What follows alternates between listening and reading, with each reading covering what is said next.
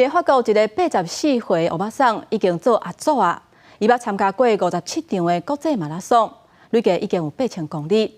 2022年，伊伫咧法国的田径锦标赛走出24点钟125公里的成绩，是创下世界纪录。即马伊按算要挑战巴黎奥运头一届举办的全民马拉松，要继续来挑战家己。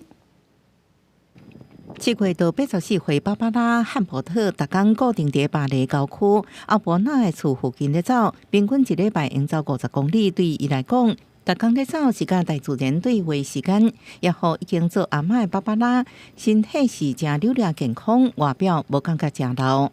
On me demande souvent, je pense que c'est une sensation de liberté, de bien-être. De joie, de communiquer avec la nature, la forêt, les champs.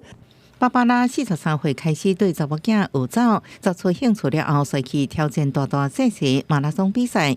巴黎马拉松是伊上常参加的比赛，超过40年的资历，立足8000公里的纪录，因讲是巴黎到北京的距离。并顶悬的奖牌有够多，并是巅峰神，是提醒家己走的初心。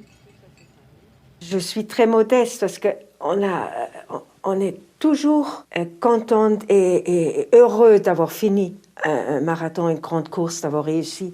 Et les médailles, ça me montre donc l'effort.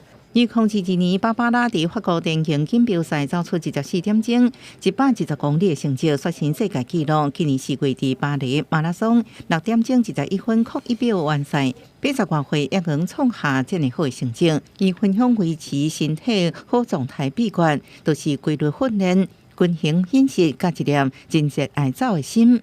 公司新闻张淑芬报道。